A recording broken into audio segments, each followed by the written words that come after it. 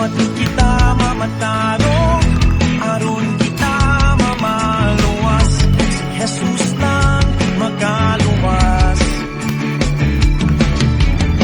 Wala hinungdan ng kanang kalimuan.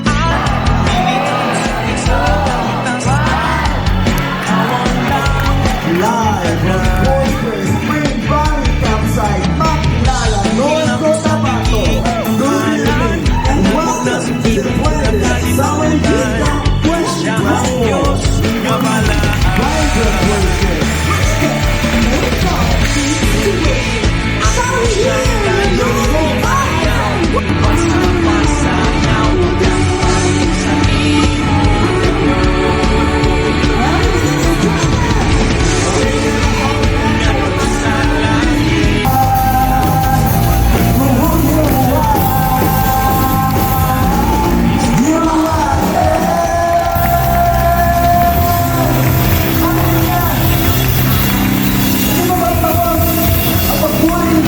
Natin sa Bangladesh.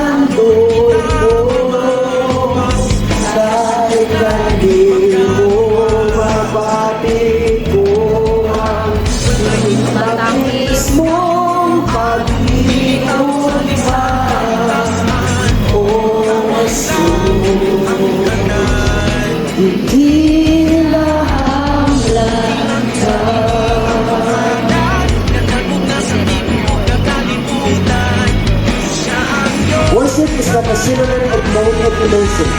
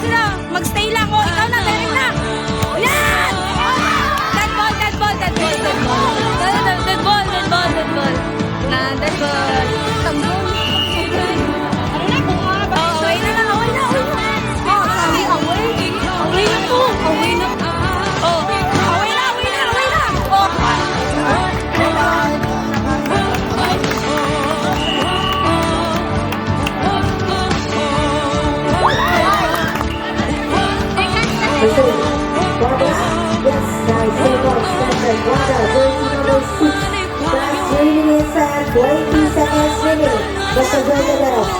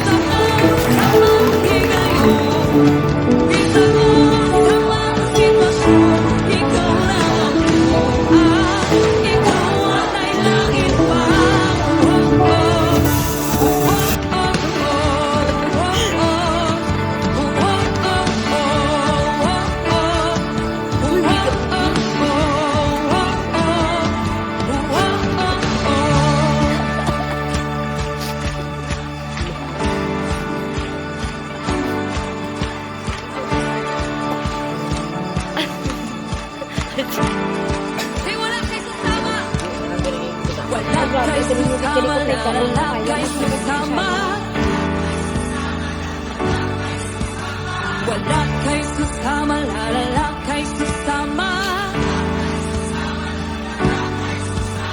Wala kay susama, lalala kay susama. Wala kay susama, lalala kay susama. Wala kay susama, lalala kay susama. Wala kay susama, lalala kay susama.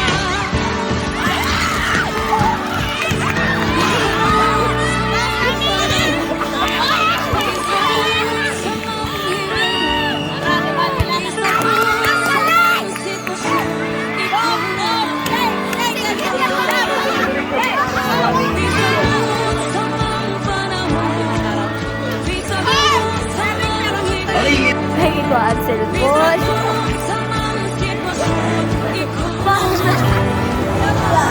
Isa lang. Salamat. Okay. Lahat ng nakuhaan kanina ng cellphone doon sa gilid. He was a copy of Adequate Version 2061. King David is one of the world's greatest near to God's heart because he is a worshiper. That's why I will tell you what we need to have an adequate version. Adequate is an offering or giving the right amount for a specific time. Singing praises to God is an act of worship. As it was said in Psalm 61, na kailangan natin, kinahanglan natin nga hatagan ng Ginoo sa tama, simbahon siya sa iya mga puresa. That's why we need to give God an adequate worship. Why we need to give God the right worship. Number one, because He is sovereign. God is sovereign. In Genesis 1:1, in the beginning, God created the heavens and earth. And that's the evidence that God is sovereign because He created everything. Why we need to give God the praises, the right amount of worship and praises, because He is so powerful. He created everything. He knows everything. Your life, He was created for a purpose. That's why He is so powerful that He deserves to be praised, He deserves to be worshipped, and He deserves everything. That's why dili nato hatagan ang Ginoo sa minimum na praises because sa iya mga promesa, because sa iya mga pagkagamhanan as you observe in our hashtag, knowing God leads to worship. Knowing God, if you know how sovereign your God is, you will give Him the right amount of worship. You will give Him the right amount of thanksgiving. That's why when we praise God and when we worship God, hindi ka magpalakpak na ako ni grabe na ang singhot, grabe na ang, grabe na dyan ang effort sa song leader, pero ikaw, you're just standing there and you're just watching. But if you know your God, if you know how sovereign your God is, you will not give God that. Why we need to give God an adequate worship? Number 2, because He sacrificed. Remember in John 3:16, for God so loved the world, that He gave His only begotten Son, that whosoever believe in Him should not perish but have everlasting life.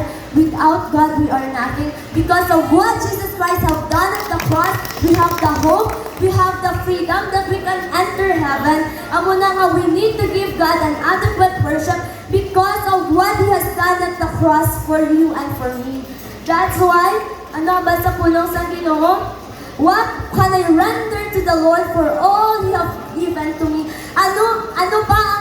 Unsang aton maibalik sa Ginoo sa tanan naghihimo niya sa aton nga kinabuhi. Without God, we are nothing. Tandaan niyo, young people. Without God, we can do nothing. That's why He died for you and for me. And we need to give God the adequate, the right worship because of His sacrifices. Because God is sovereign, His sacrifice. Number 3, we need to surrender.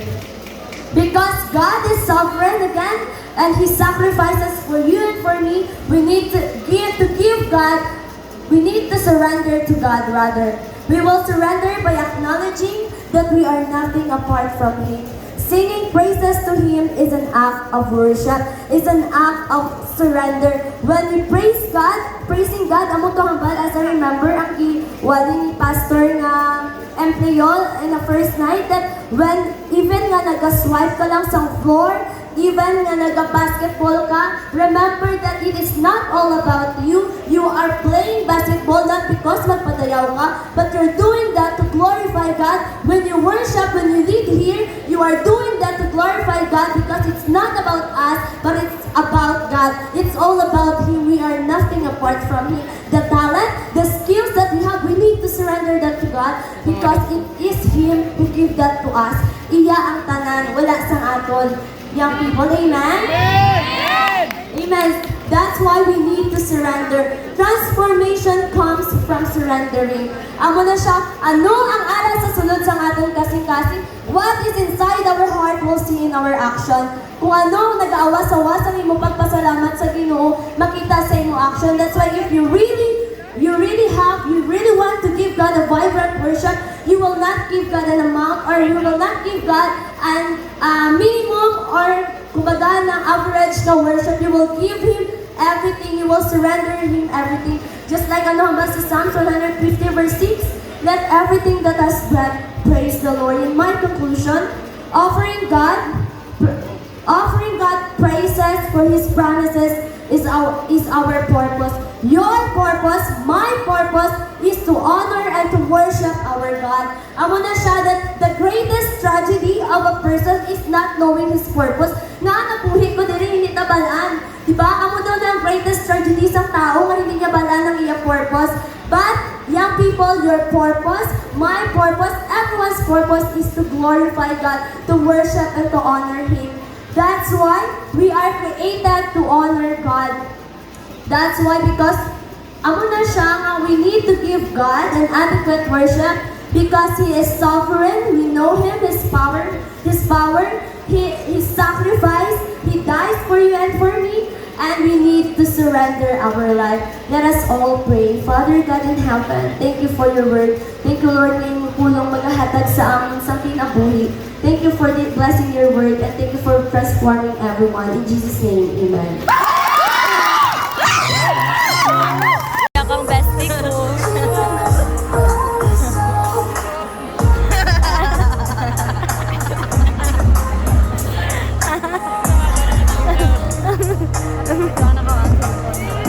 Paansin mo. Wala kami rason o God, Lord, dili mong service, wala kami kaya amayan ka sa tanan. Hallelujah. Hallelujah, Jesus. Pusong dalisay ang aking nais. Hola, Luis Dia, bilang sa sign mo, Tintay Sans.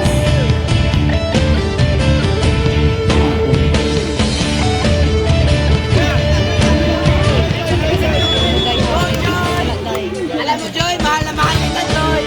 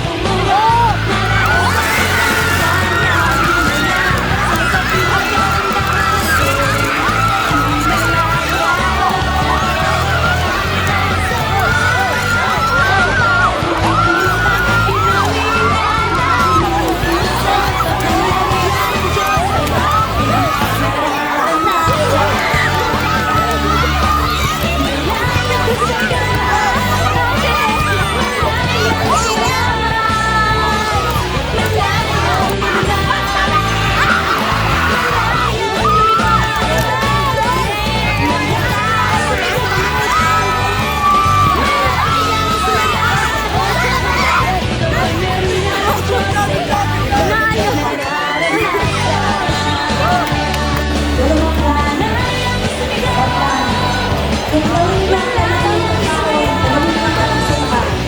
Para hindi mo makakay. Nandiyan sa hall. Nandiyan dito. Umana sila ng chat, so salamat na sa ila. Naka-prepare na din sila lahat. Okay, parang nata mag-pray. Pumatchap.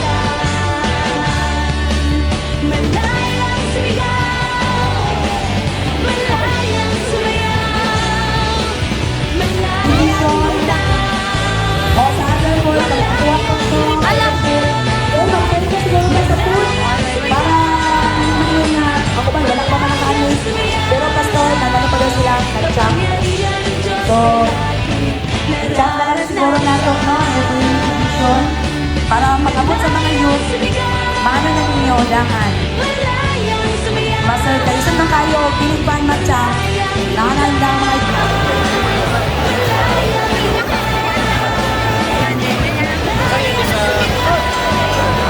kaya ba nila na yung ako mga water? Ay, hindi ko nila. Other animals to wander in the land. Then, he made you. He made an image and likeness. He made you to rule over his creation.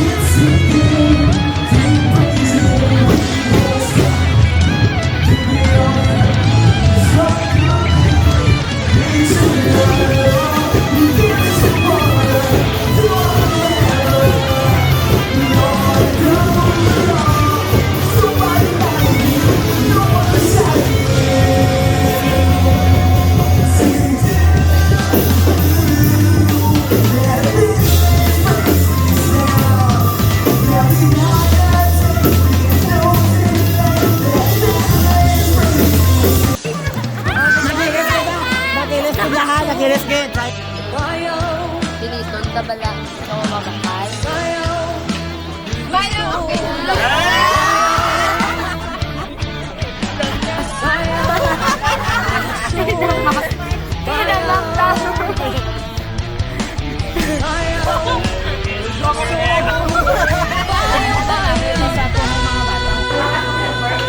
Ate Beb, pwede tayo may day?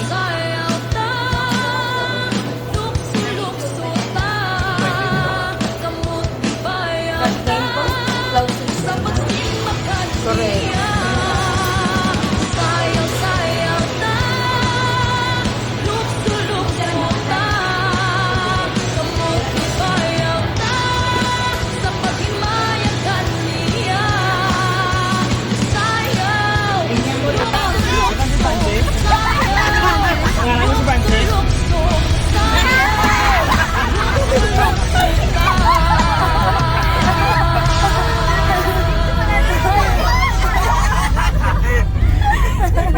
Tuwa pa siya kumumang.